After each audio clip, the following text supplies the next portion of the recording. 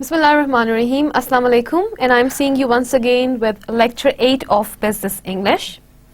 In today's talk, we are going to close our letters topic by covering a few more letter types that were left in the previous lecture. And we will precisely talk about cover letter that has to accompany your resume, acceptance letter, acknowledgement letter, complaint letter, resignation letter, and letter of recommendation. And we will have, inshallah, our language expansion activity and listening exercise as well. Listening exercise will be the closing part of our today's talk, that is lecture 8. So let's start with our subject-specific discussion that is going to be the talk about cover letter in the very first place. Okay, so cover letter, basically, it's a letter of application that covers an application, is a sales letter, and its main objective is to get the job interview. This letter identifies the item being sent, the person to whom it is being written, the person for sending it. So each letter should also make specific references to the company and indicate your knowledge of and interest in the work and company is currently doing. The cover letter also allows you to highlight the most important and relevant accomplishment that you have so far, your skills and experience listed in your resume. Because not all the time you can list all the things inside a resume. There are few things that you feel like narrating. However, resume's format does not allow you a narration. So cover letter here becomes very, very useful, where you can really put the skill or the incident or the any kind of evidence that you want to bring in limelight with all the details that you want, all the details that are going to support your and strengthen your case. Well, cover letter should provide the following information. It should identify an employment area. It point out your source of information. It should summarize your qualification precisely, though, because a resume already gives a detail of all those things. And however, until there is something very specific, you have to be, concise about this part. Refer the reader to your resume if there is something you want to talk about, that you want to bring in your reference that has already been discussed in resume. Don't try to overlap. Try to refer to your resume. However, for the things that are already in resume and you want to give some explanation for, you want to discuss them in detail and in length, you can use your cover letter for that and to ask for an interview. Now, what are the contents of the cover letter? In the first paragraph, like a letter format in general, you should state what job you are applying for and how you learned about it.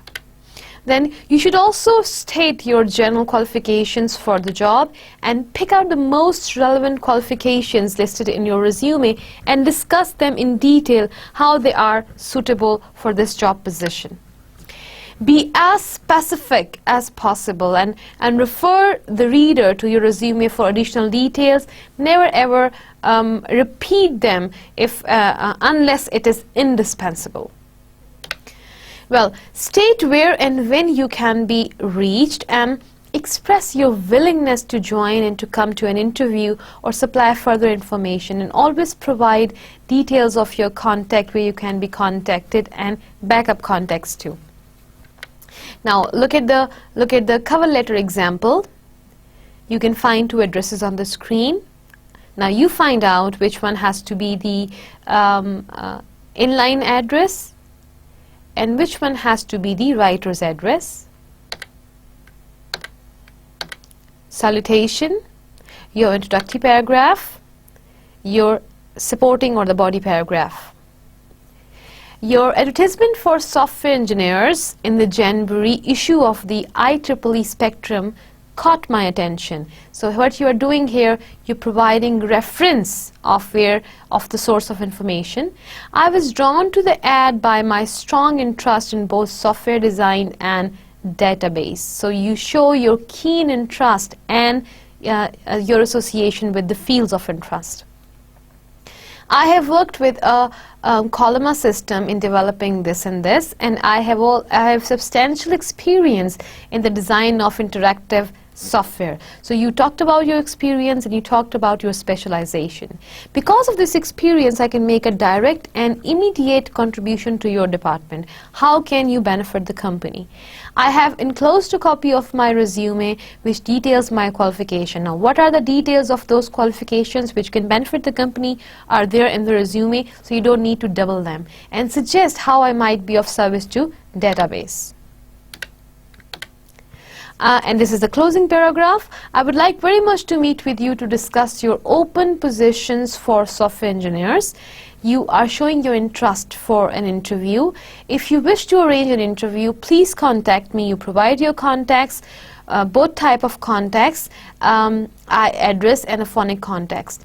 Thank you for your time and consideration, leaving a thank you note, leaving a complimentary close, and giving your name. So that is the general format of a letter writing that we follow. However, these 3 paragraphs are specific in nature, and I want you to take note of that. Now, this was a quick talk about a cover letter. When we will be, inshallah, covering our resume writing, we will once again touch upon the cover letter, because both of these things go together.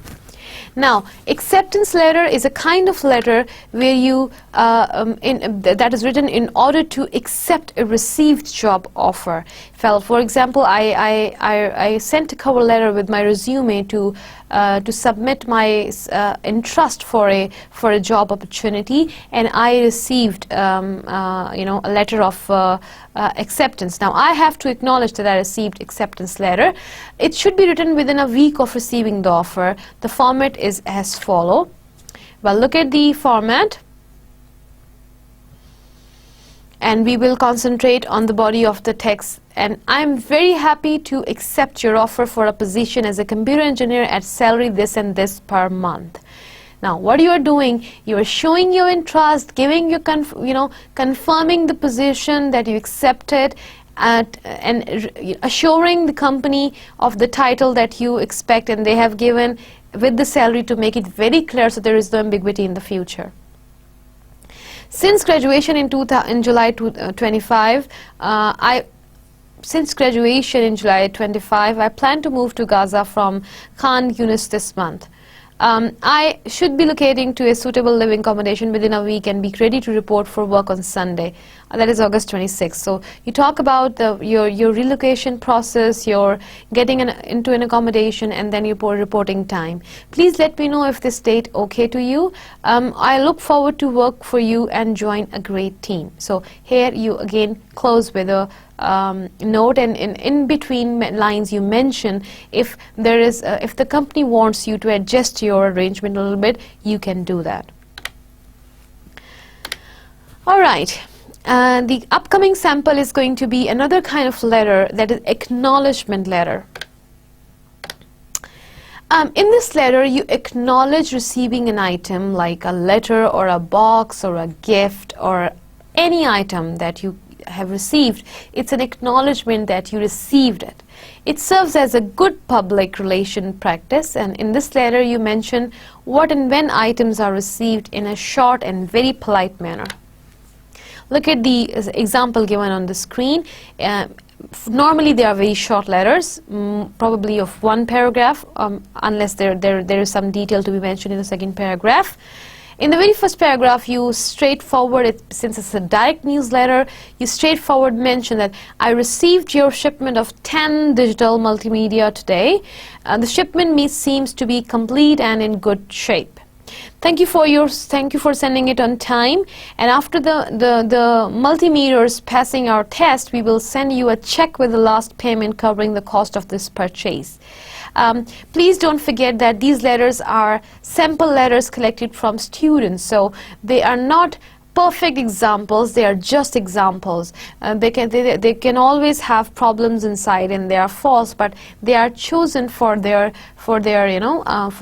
subjectivity that suits the kind of topic that we are discussing. Like for now, I can see and I can point out one mistake on the screen. So don't follow this religiously and blindly. Always be sensible in following a pattern. However, pattern remains to be the same that we are discussing. And the next letter is the complaint letter. Alright, what we've quickly discussed so far, we have discussed the cover letter for a resume, we have discussed the acceptance letter for a job, we have discussed the acknowledgement letter to acknowledge reception. Now, the fourth letter that we are going to discuss today is letter of complaint. We need that most of the time, and because we are always complaining about things. Yes, we do. Alright, complaint letter. When customers are not satisfied with goods and services that are offered by businesses, they write complaint letters asking for fixing these situations. In order to be more effective, the tone of the letter should not be angry. In order to obtain a positive response, you should not vent your anger in the letter. You should state your claim supported by factual evidence and ask for adjustments. Well, knowing this, look at this this sample letter. Look at the format, the technique, the approach, the punctuation system used inside, and the number of paragraphs that that compose the body. And the text says that on June 16th, I filled for an incomplete grade in the power system course.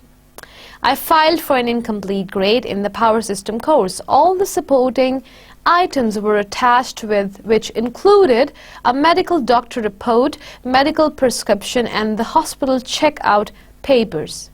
You name all the items, and you mention the date when you talk about the specific thing that you are complaining about. On June this, again a date, I received a denial for my incomplete application without any explanation. Complaint number 1. I immediately contacted the department with a note explaining my situation. Not only I received no explanation, complaint number 2, but also I was advised to just forget about it. Well, that's pretty rude. Please either send me explanation, and it's not a explanation, it has to be an explanation for the denial, or else advise me with the steps and procedures that I need to take to fix this problem. Here you are. So look at the complaint, the nature of complaint, the nature of problems that are enlisted, and then the tone, the language used here, the format, the paragraphs, how they are distributed, and what each paragraph, what kind of idea each paragraph conveys. So this is how you compose your complaint letters. Now, one more important letter is recommendation letter. When you are working, you're always recommending your colleagues for one thing or another. So how to write a recommendation letter? Well, following the general letter formatting, the major difference is between that a recommendation letter has a title or salutation of to whom it may concern, because not always you know that who you are recommending your friend or colleague to or student to, because it can be a company, it can be an individual. So what people do when they are finishing with one job, or when they are finishing one activity, like a student finishing with his or her degree, or some employee finishing with his or her job, they take some recommendation letter to be used in future. So at that time, even they are not very sure where they are going to use them, but they have in mind that they can use them for their benefit to support their claims that they make for their previous experience. So usually they have the salutation as to whom it may concern. I've been Holly Smith's manager for over 6 years. While I wish her only the best and fully understand that she must advance her careers, I am truly sorry to see her go. It has been a pleasure having her on my team. Holly is a professional technical writer of the highest caliber who meticulously researches, formats, edits, and proofs her documents. I've received many compliments from customers who rely on Holly's documentation. Management and personnel in tech support, engineering, technical training, and other departments praise her work. Holly is an innovative self-starter who really needs supervision. She's punctual and typically exceeds expectations. She handles pressure well and will voluntarily work overtime and take work home to meet a deadline. For example, we received a rush order from one of our customers for a complex product modification, including critical user documentation. Holly not only made the extremely tight deadline but beat it, yet she still produced a stellar, technically accurate addendum for the standard user manual. Sales, marketing, training and engineering were quite pleased with Holly's performance in this crunch. Even our CEO was impressed and our customer was ecstatic. This is just one example among many of Holly's superior skills and admirable work ethics. Holly is an invaluable asset to any technical communications department and highly recommend hiring her. If you would like to discuss her attributes in more detail, please don't hesitate to contact me. It's a wonderful letter of recommendation that any employer can give to his or her employee. I am personally impressed. All right, so you had a look of about this, and before that we move on with the next letter, look at the paragraph division, how the first paragraph discusses about the Holly's professional skills, then the second talk about her general attributes regarding her work and her work specific qualities, and give an example of example to prove the attributes that the writer is talking about. In the last paragraph, not only reinforces what has already been said, but also talks about and provides information about if something comes, if the reader wants to come back to the writer for further information, the details are mentioned. So it's a quite well composed letter of recommendation. So the next letter that we are going to talk about is the letter of resignation. Well, yeah. When you want to resign from some job, you need to write a letter of resignation. So how do you do that? Look at the screen. Your name, your address line, recipient's name, company's name, address, and dear recipient, whosoever the person is. Please accept this letter as my formal notice of resignation from company. Effective, you have to mention the date, 2 weeks from date above, or a month from date above, or 3 months from date above. The associations I have made during my employment here will truly be memorable for years to come. I hope a 2-week notice is sufficient for you to find a replacement for me. If I can help to train my replacement or tie up any loose ends, please let me know. Thank you very much for the opportunity to work here. Sincerely, and your name. Very simple. Unless you have something grave to discuss. Alright, so this marks us finish our letter writing session, and now we are done with that, alhamdulillah. And for today's talk we are going to concentrate on some business language exercises that we really need to concentrate on. However, before we start with it, I will ask you if you are doing the activities that I assigned during the lectures, because some of them may have to do with your midterm exams which are approaching now, and you should be prepared for that, and your sessionals too. So whatever the tips, the vocabulary items, the activities that I assign you during these lectures, you should go through them, because they will enable you not only to understand the course very well, but prepare you for their assessment as well. Alright, so today we are going to talk about when you start up a business. The following are all important. You are going to put them in an order from the most to the least important. Look at all the aspects. What is financial banking? A sense of adventure, luck, a business background, ambition, a good marketing strategy, good contacts, public relationing, original ideas, hard work and dedication. Well, first of all, you should be clear about all these terminologies. What do they mean? Once you are aware of the meaning and their relation with business field, then you are in a better position to order them into a sequence. So what do you think? What comes first?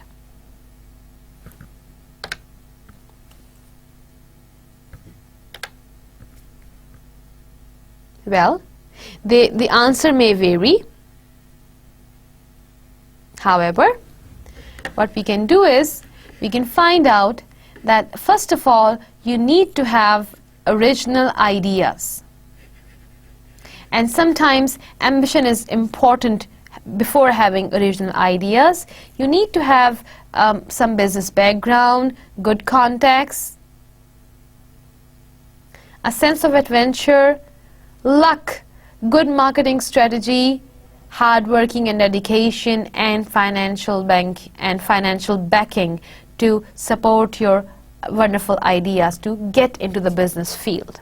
So these are the concepts that I want you to think about today after this lecture, and try to come up with a couple of sentences regarding each concept. So if you're asked to explain them, you are able to explain them. What do you mean by financial backing? That means you have enough capital to start your business.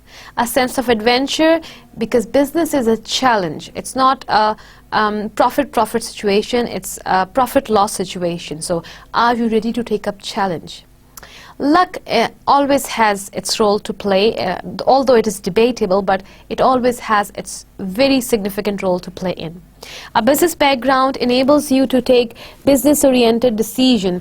People who are novice to the field, they always take longer time to set up their temperament and train themselves for business atmosphere. Ambition basically relates to the aim, the motivation that you have to move on into business. What are your aims? What are your goals that you want to achieve? A good marketing strategy means that whatever business you are going to do you have a strategy for that? Because not all the business are always new. Most of the time you are going to start a business that already exists in the market. So how are you going to compete with your competitors? How are you going to stand among them? Do you have a strategy to launch, or a new idea, a new innovative idea to catch consumers' attention? And for that, good context, again, it's a helpline. If you have good context, always you are. It's a support to to start your business. Original ideas, good context, and good marketing strategy, all three work hand in hand. And definitely to do all this, to take all these steps, you need hard work and dedication. All right, look at the activity. It's a research activity. Like, how do we design our market strategy? To design a market strategy, you need to get into research. Now, what do I mean by this research? Well, for example, I'm going to launch a product. Maybe it's a makeup product, and the market strategy, before that I come up with my market strategy, I am in need of studying and researching the market. So what I will do, I will try to read and study all the major brands in the market, and the brands that are popular in my area where I want to launch my product, or the brands that are popular for the kind of product that I'm going to launch. So I can talk about these 6 main items. Who is the company's, when this company born? Estee Lauder is a company, it's a brand, makeup brand. It founded in year this. It is located at this place. The main products are face creams, cosmetics, and perfumes. and what countries they are sold in, over 130 countries. If I am going to compete Estee Lauder, I should know who is the target audience, and they have such a large spectrum of the audience, 130 countries, and their current annual turnover is $6 billion.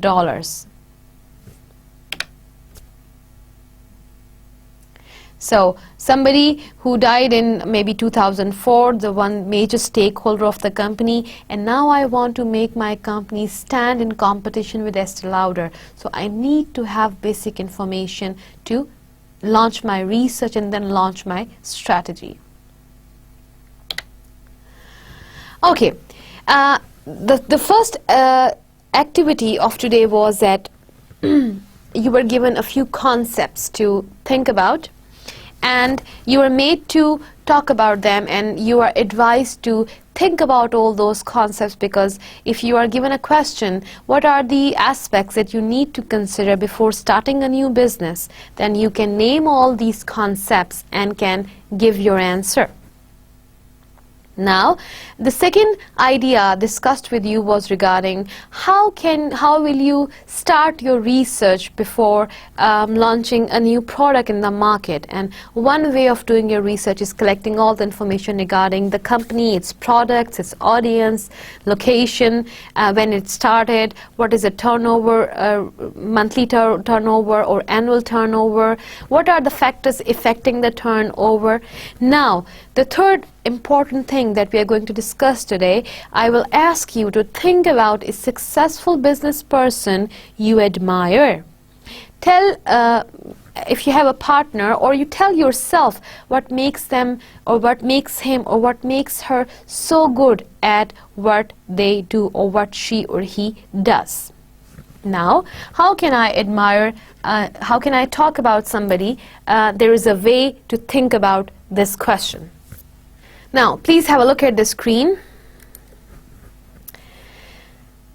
The central circle, red in color, that says success, basically talks about the successful person that I want to talk about. It can be a successful company, it can be a successful organization, a group of people, or an individual. Now, what was the ambition of that individual? How hardworking and dedicating the person was? What was the original idea?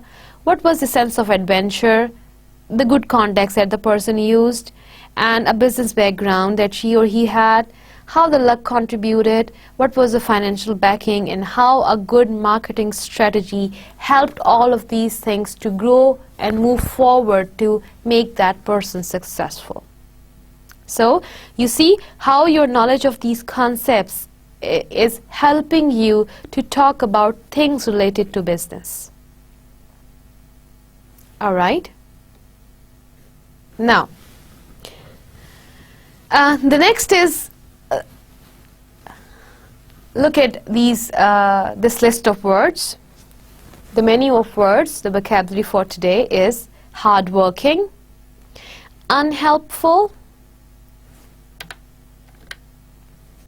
generous, hands-on, dishonest, disorganized, ambitious, uncooperative, stressed. What you are going to do, you are going to see which of these words are positive in their connotation, in their meaning, and which one of these words are negative. Few words are already written there, like calm, honest, helpful, organized, cooperative, and mean, lazy, lacking in drive, and hands-off. Hardworking is a positive word. However, unhelpful is an opposite of helpful, that is a negative word. Look at the positive and negatives keeping the same, addressing the same field. Generous, and the opposite can be mean. Hands-on experience, hands-off, having hands on something, hands off something. Honesty, dishonesty.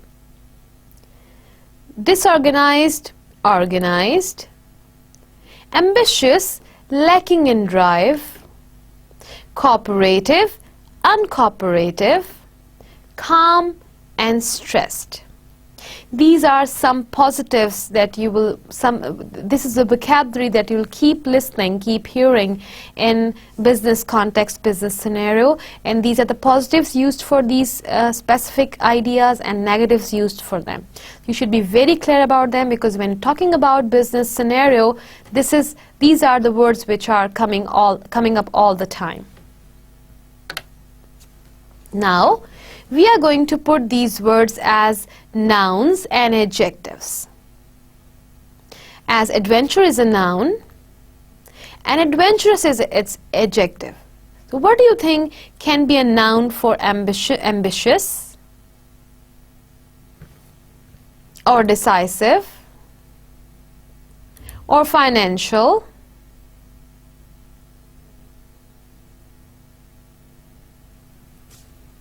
All right, I want you to mark your answers, and once you are done, check your answers with me. Well, for adventurous, the noun is adventure. It was such an adventurous task. I like doing adventures. All right. She is highly ambitious person. My ambition is to excel in my career. Decisive. Well, this idea is very decisive in its nature, and the noun can be decision. You have to make a decision now. Financial is the adjective. You can face financial crisis, and finance is your noun. Well, you need to work out on the finance for your project. Flexibility is, if flexibility is noun, flexible is the adjective. Luck, lucky. Organized, organization.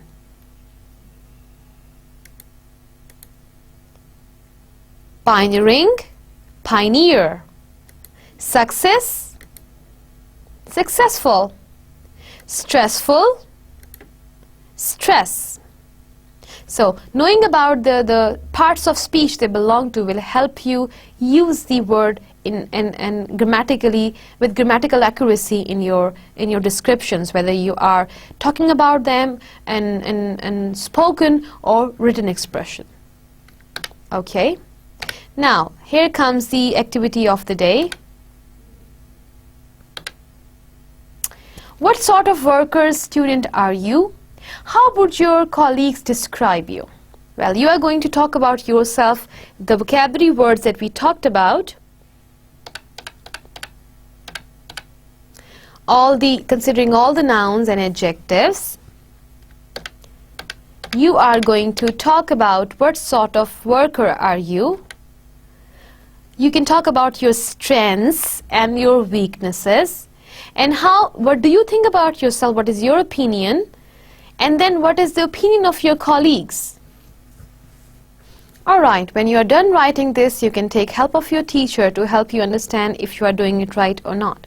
Well, when you're writing these things and when you are writing about past, at times students get confused about the tense shift in past, whether they should write in past continuous or they should write in simple past tense. He was working at the University of Chittagong in the 1970s. Is it past continuous? Alright. Now past simple. Muhammad Yunus founded Grameen Bank in 1977.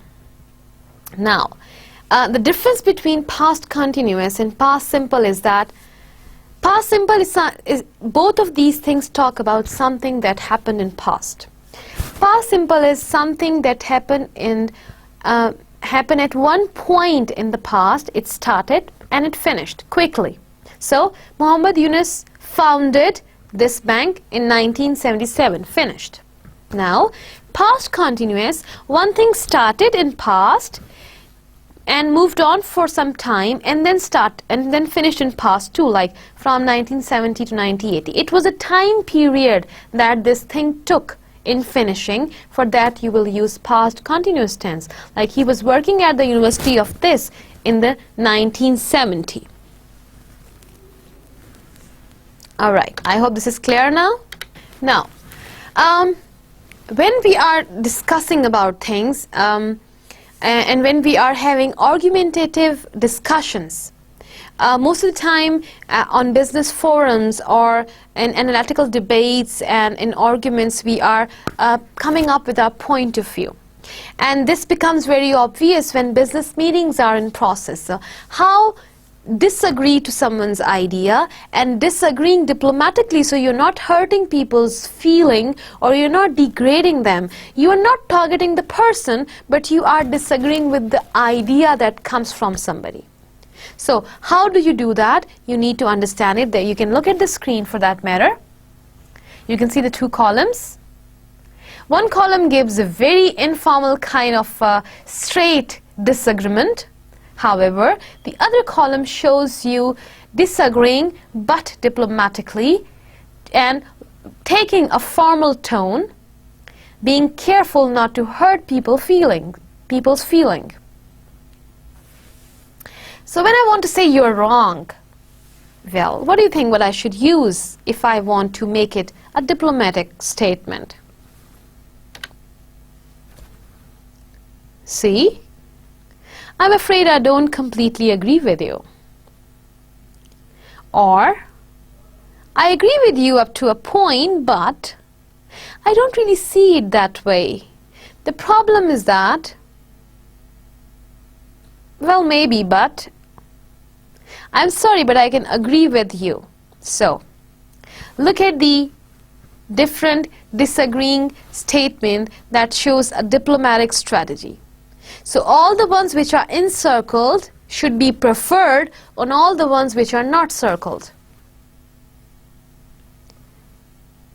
Okay, so the idea to convey is that in business scenarios, many a times we are in situations where you do not really agree with the situations, but the solution is not to stay quiet, voice your disagreement, but voice it in a way that does not spoil your reputation and does not earn you displeasure or people get unrespectful to you. So disagreeing diplomatically will always be a better way of showing or giving a different point of view. So these are some helpful phrases that can help you in such situations.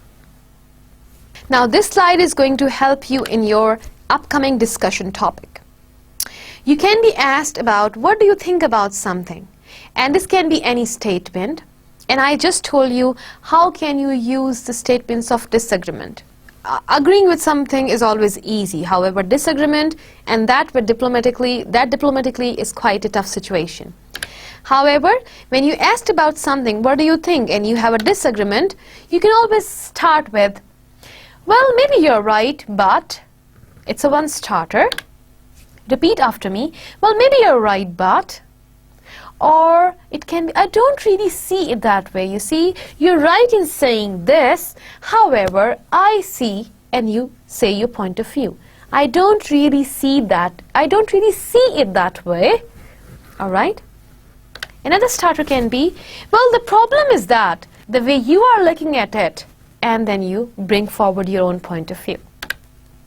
Well, another starter can be, I'm sorry, but I can't agree with you for this particular thing, and then you talk about it. It's in between formal and it's in between diplomacy and being straightforward though, but for something very serious where you cannot really be diplomatic, this midpoint starter can be used. But I'm afraid I don't completely agree with you. This is to give, when somebody is not listening to you and pointing out at the same thing again and again, by you being very polite, well, you can give a little straightforward disagreement at that point. Well, and in some areas, in some cases, when somebody is there and you cannot really disagree with, you can say politely that I agree with your point of view up to a point when you said this, but, and then you, after but, you can bring your idea. So I can give you several, any question like, all people have the right to work flexible time, or I can give you a question, companies should pay for employee gym membership or health facilities, or all people caught stealing from a company should go to jail. So any of the topic that comes up for next discussion, please try to incorporate these words and these statements and these ways of agreeing and disagreement. Now, and another idea can be all employees should be entitled to a free meal at work. The last person to be hired should be the first person to be fired. Well, these are funny things that you can have fun with when you are having your discussion activities. Anyhow, this brings us to the listening exercise of today. And let's see what we are going to explore in our listening activity in Lecture 8. I decided to go to China because I thought it would be a very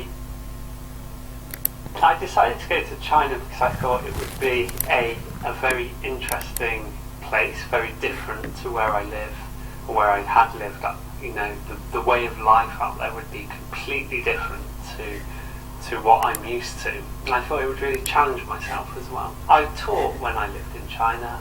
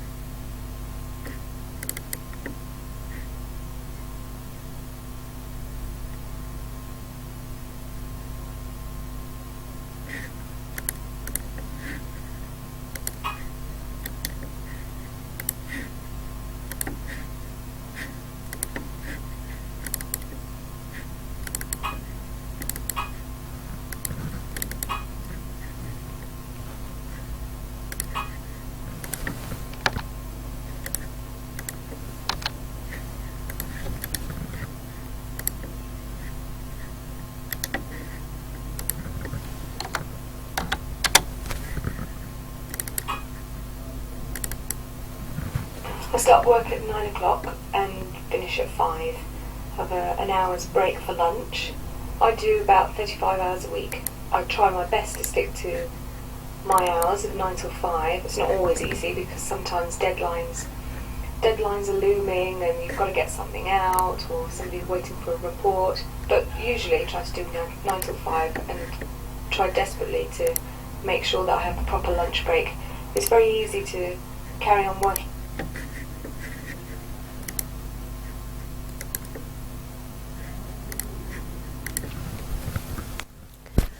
All right, so let's start with our listening activity of the day. And today we are going to listen to Margaret for her interview, where she talks about different subjects. And your very first activity is to listen to the interview for once and check all the subjects that Margaret talks about. And then when you will listen to it for the second time, then you'll be answering questions that you'll be able to see on the screen. So for now, you can see on the screen the range of subjects for you have to check for if you listen to them in the audio. And here I play the audio. Please be attentive. I start work at 9 o'clock and finish at 5. Have an hour's break for lunch. I do about 35 hours a week. I try my best to stick to my hours of 9 till 5. It's not always easy because sometimes deadlines are looming and you've got to get something out, or somebody's waiting for a report. But usually I try to do 9 till 5 and try desperately to make sure that I have a proper lunch break. It's very easy to carry on working through lunch if you've got a box of sandwiches in front of you. you just think, oh, 5 more minutes and I'll go for a walk, but sometimes you forget to go for a walk and the afternoon really drags on because you've not had a proper break. I play sport a couple of times a week during lunchtime, play badminton twice a week. So with a few colleagues we go off to the local sports centre, have a good game, really relax and let out any excess negative energy if we have any, and it actually makes the afternoon fly by because you get back, you feel refreshed, your mind's a bit clearer, and you just sort of feel a bit better when you get back to the desk. I mean, I work in an office, so sitting in front of the desk from 9 till 5 is not always easy, and it's easy to forget to take breaks. I mean, we're always encouraged to get up and have a walk every hour or so, just, to get away from your desk, to rest your eyes, perhaps stretch your arms and legs. But it's when you've got your head down in something that you're trying to work on, sometimes forget to take a break. We have Ergonomic Assessment. Some people suffer from repetitive strain injury from using a mouse. So again, the guy who comes in to do an ergonomics assessment can look at this to see if our posture's right and that we're sitting correctly. And he also reminds us to take plenty of breaks. Yeah, you can get special wrist rests, a footstool. You can do regular exercises sort of stretching the wrists so that you don't get repetitive strain injuries there. I think the other things in your working environment, I mean, for me, what's important is to have a good atmosphere in the workplace, a good relationship with your colleagues, a line manager that you can speak to and not feel intimidated. But it's important that you feel valued and that your role is clearly defined. If you're a team leader, then that's clear, and you're not being managed from somebody below you. Or you need to know not only what your role is about, but also where you can go in the future. A company has a certain obligation to look out for its employees, to make sure that they can develop career-wise as well as personally. They need to know where they can go in the future to feel motivated. I wouldn't want to work in a very monotonous job. I'm quite lucky in that mine's quite varied. Sometimes there are things that take a long time and they can be a bit tiring, but for the most part it's pretty interesting and stimulating. And I like to feel a sense of achievement, sort of feel as if all the stuff I've been working on has some positive outcome. It's nice to see the final product when you know that all that hard work has paid off, and that somebody who's bought your product likes it. I guess the other thing I like about working 9 till 5, so I used to teach, so I did different hours, sometimes evenings, sometimes Saturday mornings. Now it's Monday to Friday, 9 till 5. I can, at 5 o'clock, switch off my computer, walk home, and that's it. I don't bring anything home. When I was a teacher, I used to have to take preparation home with me and work on it the night before class, which I hated. It felt like being back at school and having to do homework. My current commute to work is a 5-minute walk. I'm pretty lucky, actually. The longest commute I've ever done is about a 20-minute bus ride. I have a few colleagues who drive for an hour and a half to get to work, which just eats up the day. Dress code. Our dress code is smart casual. It's a bit vague, I suppose, but we're not actually working directly with the public. We're not actually receiving people from the public, any customers necessarily, so we can pretty much wear what we want as long as it's within reason. I tend to wear a smart top, jeans, smarter shoes. I'm glad that I have to wear a suit. I think it's important if you've got customers to show a certain professionalism, but in an office where we're not actually speaking directly or receiving customers, it's not really necessary. Alright, so this was your audio for the first time. I hope by now you are trained enough to listen to different pronunciations, different articulations, and different accents, and you are able to retrieve information that you need to. So if you are done with the first question, you are going to be doing the second part of the question, where you have second, third, and fourth question to answer, which have further questions inside. And I play the audio for the second time. Here you go. I start work at 9 o'clock and finish at 5. Have an hour's break for lunch. I do about 35 hours a week. I try my best to stick to my hours of 9 till 5. It's not always easy because sometimes deadlines deadlines are looming and you've got to get something out, or somebody's waiting for a report. But usually try to do 9 till 5. Try desperately to make sure that I have a proper lunch break. It's very easy to carry on working through lunch if you've got a box of sandwiches in front of you. And you just think, oh, 5 more minutes and I'll go for a walk, but sometimes you forget to go for a walk and the afternoon really drags on because you've not had a proper break. I play sport a couple of times a week during lunchtime, play badminton twice a week. So with a few colleagues we go off to the local sports centre, have a good game, really relax and let out any excess negative energy if we have any, and it actually makes the afternoon fly by because you get back, you feel refreshed, your mind's a bit clearer, and you just sort of feel a bit better when you get back to the desk. I mean, I work in an office, so sitting in front of the desk from 9 till 5 is not always easy. And it's easy to forget to take breaks. I mean, we're always encouraged to get up and have a walk every hour or so, just, to get away from your desk, to rest your eyes, perhaps stretch your arms and legs. But it's when you've got your head down in something that you're trying to work on, sometimes forget to take a break. We have Ergonomic Assessment. Some people suffer from repetitive strain injury from using a mouse. So again, the guy who comes in to do an ergonomics assessment can look at this to see if our posture's right and that we're sitting correctly. And he also reminds us to take plenty of breaks. Yeah, you can get special wrist rests, a footstool. You can do regular exercises that are stretching the wrists so that you don't get repetitive strain injuries there. I think the other things in your working environment, I mean, for me, what's important is to have a good atmosphere in the workplace, a good relationship with your colleagues, a line manager that you can speak to and not feel intimidated. But it's important that you feel valued and that your role is clearly defined. If you're a team leader, then that's clear, and you're not being managed from somebody below you. Or you need to know not only what your role is about, but also where you can go in the future. A company has a certain obligation to look out for its employees, to make sure that they can develop career-wise as well as personally. They need to know where they can go in the future to feel motivated. I wouldn't want to work in a very monotonous job. I'm quite lucky in that mine's quite varied. Sometimes there are things that take a long time and they can be a bit tiring, but for the most part it's pretty interesting and stimulating.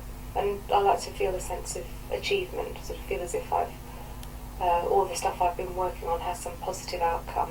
It's nice to see the final product when you know that all that hard work has paid off, and that somebody who's bought your product likes it. I guess the other thing I like about working 9 till 5 is I used to teach, so I did different hours, sometimes evenings, sometimes Saturday mornings. Now it's Monday to Friday 9 till 5.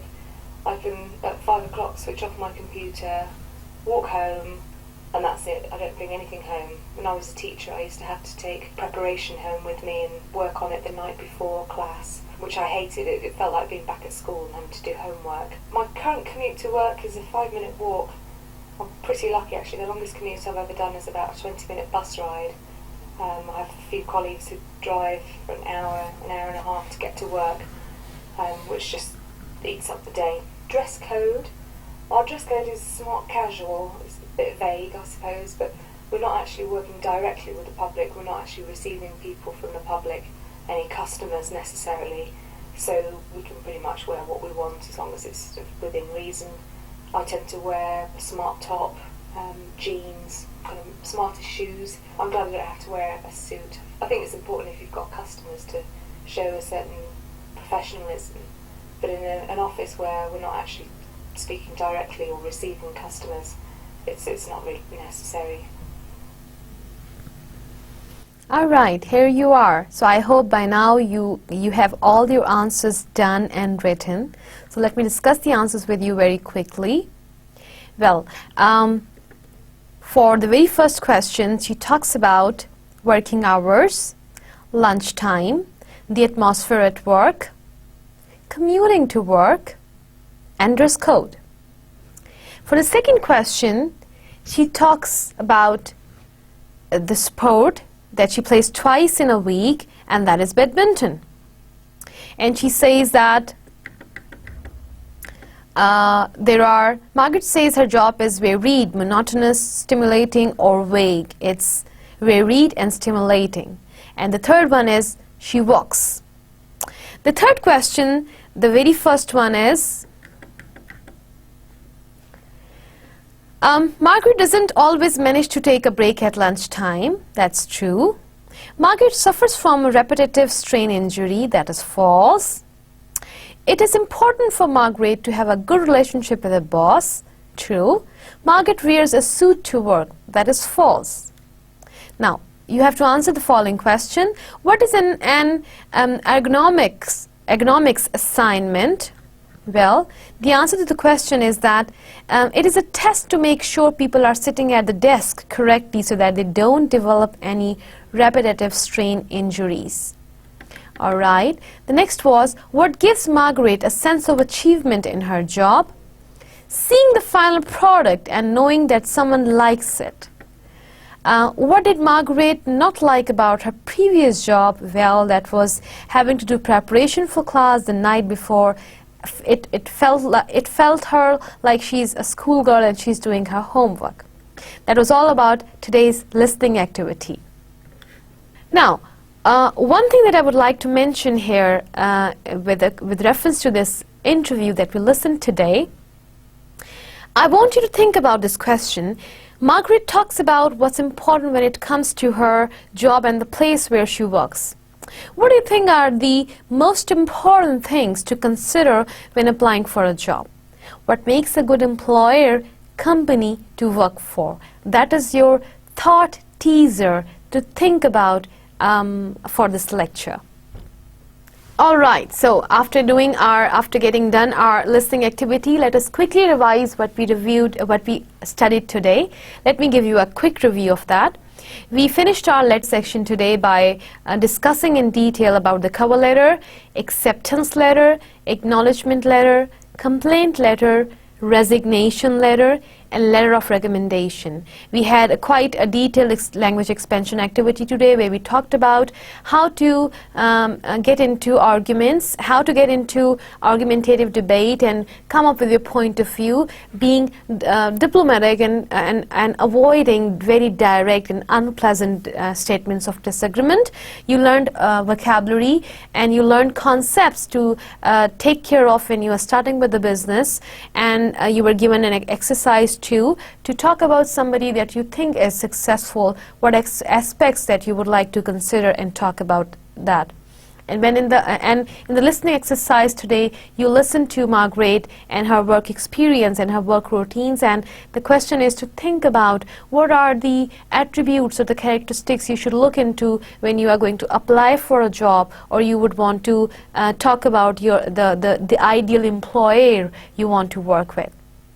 That was all about today's talk. That was lecture 8, and now I will see you inshallah in lecture 9. Till then, Allah Hafiz.